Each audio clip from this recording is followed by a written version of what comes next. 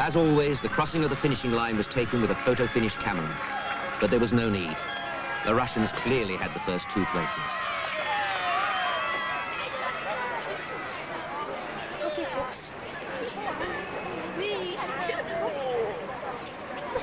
When a machine can reach 70 miles per hour on a downhill run, precise adjustments can make the difference between success and failure, even life and death. The human machine also has its mechanic, the masseur, and every rider gets the full treatment.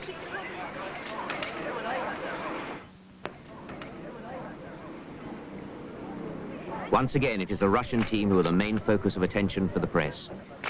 Kashirin, Logvin, and wearing his world champion jersey, Andrei Federnikov.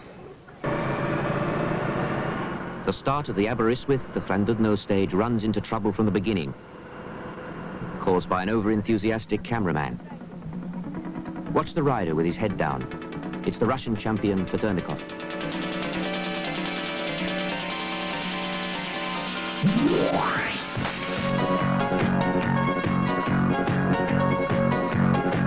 The countryside is really, really fantastic. It's good to look at. It's beautiful. It's a change from America. The scenery is very green and mountains and hills.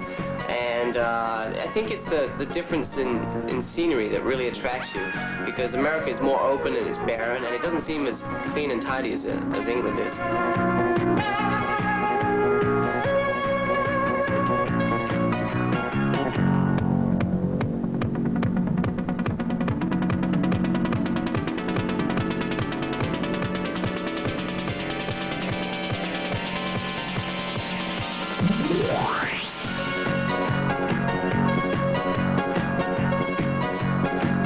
On the road from Stoke-on-Trent to Sandy-Acre, there is close fighting between the French team in red, white and blue and the Russians in red.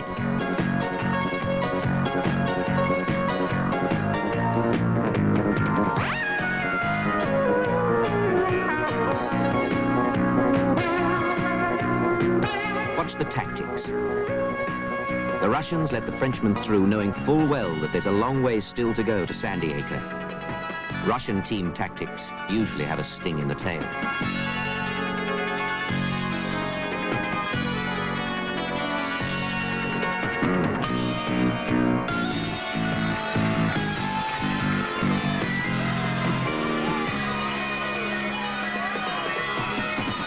Midlands crowds have always responded to the competition and excitement of cycle racing, and at Sandy-Acre they are out in their thousands to support the British and English teams.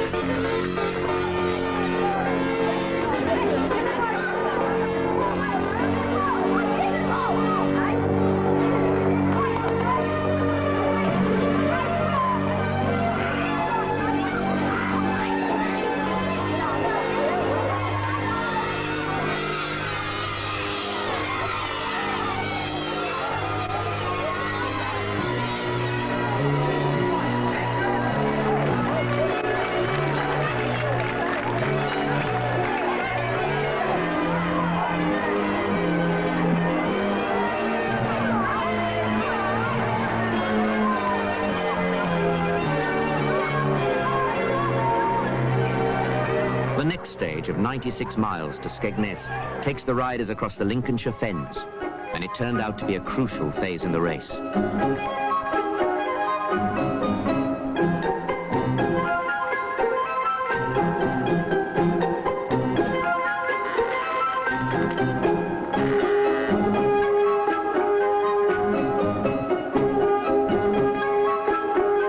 are still 300 miles to go to the finish at Blackpool. The toughness of the race is taking its toll. Already 20 riders have fallen by the wayside. The American team is down to 3 men.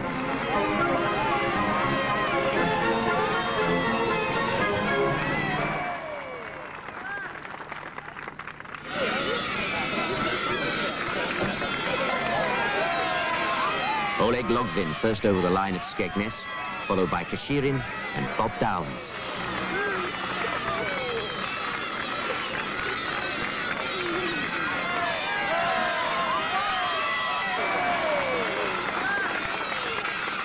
The ancient cathedral town of Lincoln is the starting point for the 9th day of the race.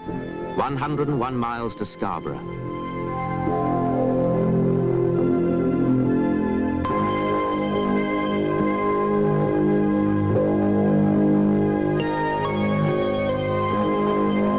The spectacular Humber Bridge, hanging like a spider's web in the morning mist.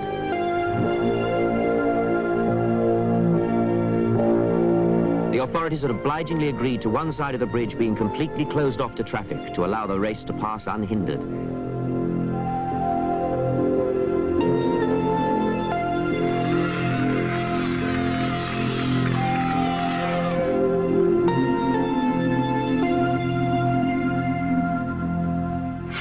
A final sprint along Scarborough's cobbled seafront.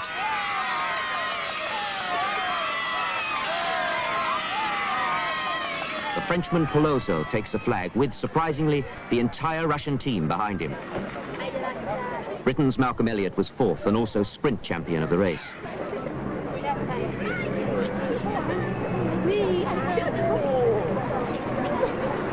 Britain's best rider, Bob Downs, is now running 4th on general classification.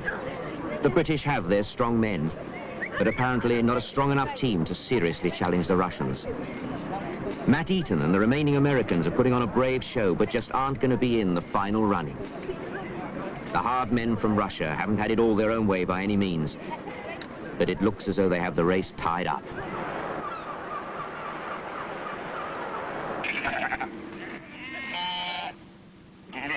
Hot, humid conditions add to the problems of climbing Farndale Moor, a first category climb on the Yorkshire moors.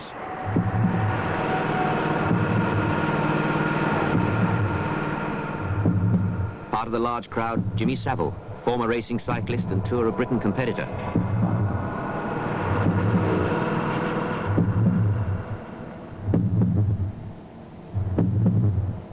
For the leaders, it's a painful climb. For those in the rear with no honours to win, it's like moving through glue. The Polish rider, Lech Piasecki, reached the top first, just inches ahead of Kashirin.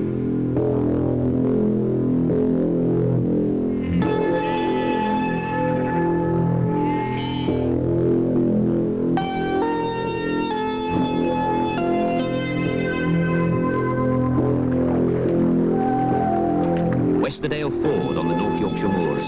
By now the gap between the leaders and the rest has opened wide.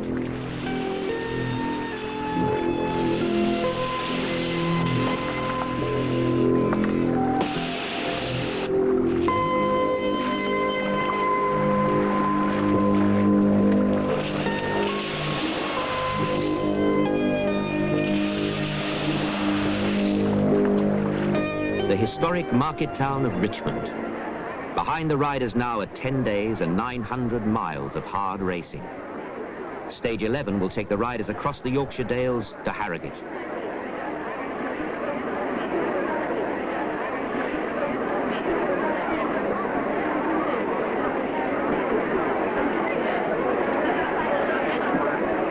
Kashirin, wearing the yellow jersey, makes sure of having a front place in the pack.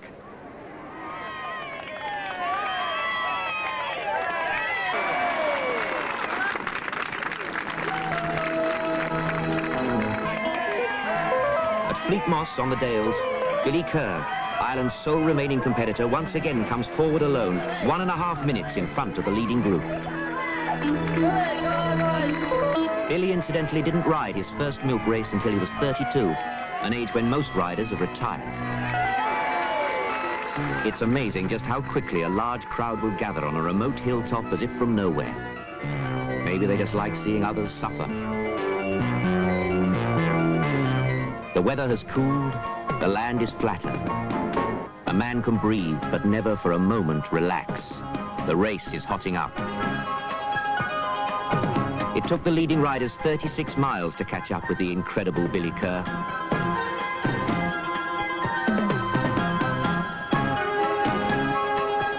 Beneath the jutting outcrop of rock known as Kilnsea Crag, Britain, France and the USSR battle for the lead. For them, the beauties of Wharfdale pass by unseen. This was a good day for the British. Mark Bell of Birkenhead held off the Russian threat to take Britain's only stage win. Harrogate, and only one more day to the finish. 3 Russians now hold the leading places, with Bob Downes of Great Britain in 4th place. Bell's win was too late to make a difference to the final outcome. The atmosphere of the dining room may appear to be sedate, but after 5 hours chasing the Soviets, everyone eats like horses. Watched by the Russian team, the British toast their only stage win. They had hoped for better. The last day and the hardest climb of the race. Blackshore Head with a gradient of 1 in 5. So difficult, in fact, that the organizers had recommended a special gear of 42-23. The race once again splits into 2 groups, and you don't have to look to know where the Russians are. Morten Sæther of Norway and Bob Downes of Great Britain are the only riders matching the tremendous uphill pace of the Soviets. This year's race has proved without doubt to be the toughest ever. Just to make it to the finish of Blackpool will be an achievement in itself.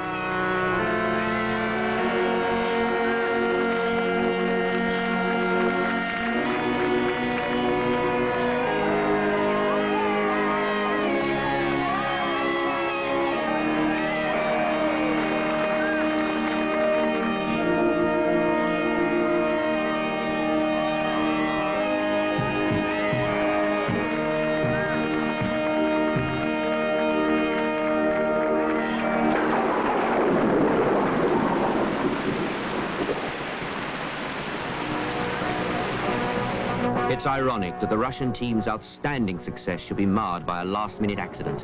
But 1 mile from Blackpool, Kadatsky crashed. He hit a parked car whilst travelling at 40 miles per hour.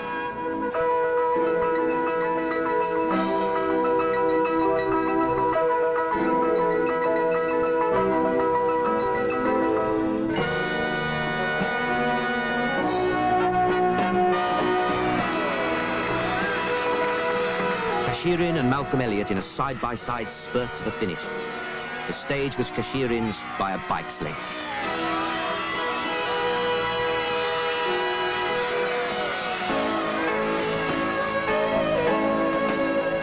If there is one lesson to learn from the 25th milk race, it must surely be that fine individual performances are not enough. Only a team where every man is an outstanding rider can hope to do well. The Russians had such a team and had left nothing to chance. They had worked together in an outstanding display of teamwork and tactics, and they won 1st, 2nd, and 3rd places. The next day they flew home, taking with them most of the prizes.